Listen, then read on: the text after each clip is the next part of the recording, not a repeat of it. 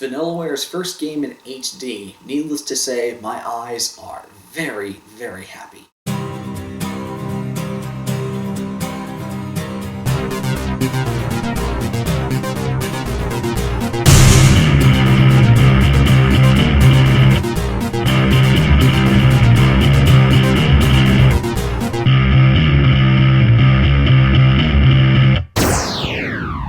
Dragon's Crown. Now, as I stated in the intro of this video, Dragon's Crown comes from Vanilla Software, the creators of Odin Sphere, Grim, and Muramasa the Demon Blade. My personal favorite work from them to date at this point. And personally, I was literally looking forward to Dragon's Crown, mostly because of Vanillaware's pedigree. I love their art style. I think it's an absolute beautiful thing to behold. And with Atlus, one of my favorite publishers, every time that they publish something, I always get intrigued by it, because it's always one of those things like, I don't know what it is about Atlus, but every time I play one of the games that they publish, there's always something about it that just really gets to me, and I really enjoy, have a lot of fun with it. Now, before I get into my pros and cons with this game itself, let me go ahead and set up what the gameplay is actually like and explain how it works.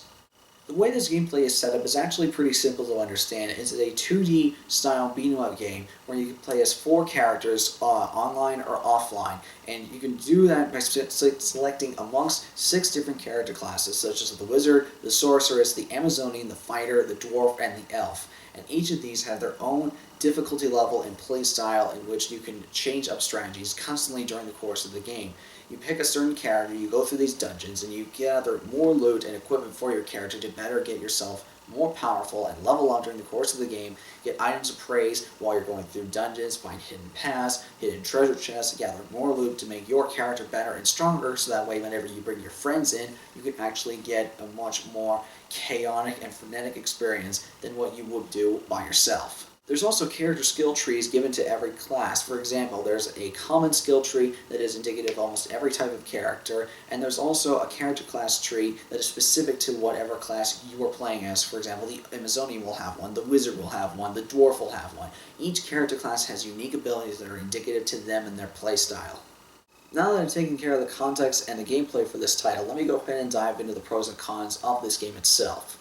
One of the biggest praises I have regarding this game is the fact that it does capture a good 2D style beat-em-up very well, and the fact that it allows for also 4-player co-op, which I'm not myself a big multiplayer guy, but this is actually a game that I would not mind playing with friends or just by myself. It's one of those games like you have so much fun going through each of the dungeons, just finding different creatures, different bosses to fight, and they're all enthralling to fight. And every time you go into a dungeon, you always feel like you're being rewarded. You never feel like you're wasting your time. You always get stronger, you always find different loot, you can always find different items to be appraised, you can always find something, or heck, even a favorite party member. You can find a new party member in the dungeons. For example, you can gather their bones in the ruins themselves, go back to the temple, have them resurrected, and then add them to your party for the next adventure you go on. And the more you do it, the more powerful allies you may find, and the fact you always feel like you're gaining something every time you're going into a dungeon.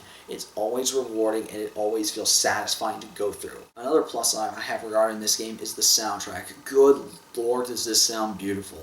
Every time I hear this one little quiet melody, it has one of the best town themes I've ever heard. It's so calming, so relaxing with its heartstrings. It's just so beautiful to listen to. It's just relaxing. It's honestly, the song is so beautiful that I wish I could play it to sleep at night. It's just so peaceful, calm, and relaxing. But it not only does that, but it also does the bombastic, thrilling moments whenever you're encountering, say, pirates, or skeletons, or giant doom beetles that you find in the dungeons, or vampires, or just all these different creatures. Every single boss fight you encounter, or collected boss fight, you always find is enthralling, it's exciting, and it always captures that thrill together, and it really does help, and the score amplifies that. It makes a perfect complement to the action in the storyline, but also knows when to be subtle, when to be quiet, and just let you just enjoy the atmosphere. A third big praise I have regarding this game is the fact that every single character class feels different. Every single one does not feel like a cookie cutter of another class, but each character class has its own way of playing, has a different type of field that they specialize in, and it allows for constant variety and constant strategy. You have to change up your tactics every time you switch a character class. Now, there's one thing I will say that I can understand why people think it's kind of lackluster is the story.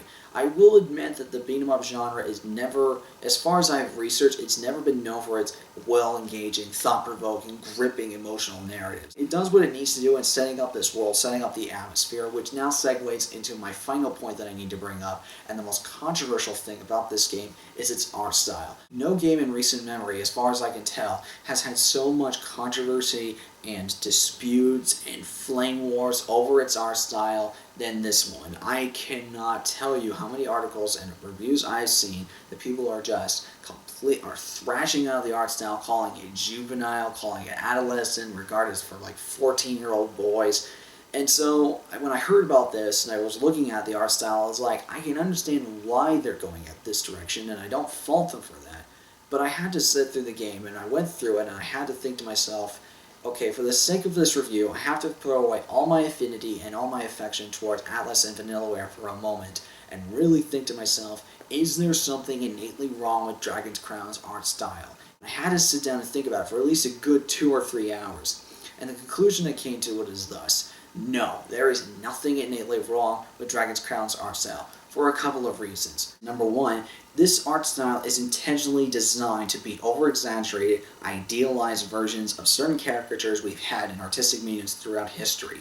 And forcing our own ideal or real-world scenarios into this world, into a fantasy world that's intentionally over-exaggerated and intentionally designed to be a fantasy world in which things like these, like dragons, doom beetles, or skeletons, or vampires where they don't exist in our world, and having a world where these character classes can exist and do magic, wield axes that are bigger than their own, like probably waist size, or carrying bows as big as their bodies. Like, having weapons like that in our world and integrating our own views into it is always going to be fruitless and doesn't serve a purpose. My second point is that every single artist and creator has a right to their own artistic style and interpretation of something, whether it's a character, whether it's a setting, or something of that nature. There is no way that I could discredit George Kamatani's art style, and I must respect his art style, but even if I may personally disagree with that, and I can't insert my own ways of thinking and my own ideals into his art style and think that, oh, just because I don't like this thing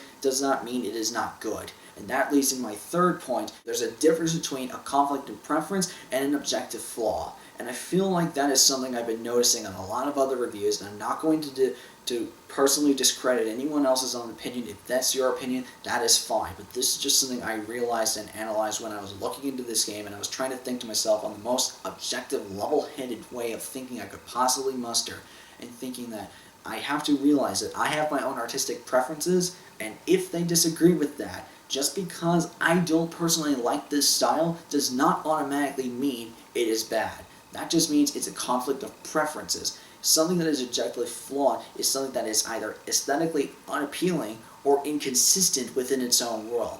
And regarding with the consistency is that Dragon's Crown art style, given the fact that it's all over-exaggerated, all fantasized, all idealized, it is consistent within its own world. And so regarding that on a purely objective level, art style for Dragon's Crown is absolutely beautiful, and in fact, if I had my way with it, I would nominate this game for Best Art Direction of the Year. It's just beautiful to look at, just straight on its face. And if anything, this game is an homage to classic art styles and animation from what we've all known from the past, is for anything from Tolkien's Lord of the Rings novels and as well as the films by Ralph Bakshi, but also to classic Disney animation. Everything about this world is intentionally over-exaggerated and designed to be such, and I can't fault it for that. So my bottom line comes down to this: beat-em-up action that is incredibly cathartic and fun as hell to play. Massive variety in terms of character classes and playstyles that allow for a lot of replay value and a lot of different combinations when you go either online or offline. A beautiful score that matches the tone of the game and the atmosphere perfectly, an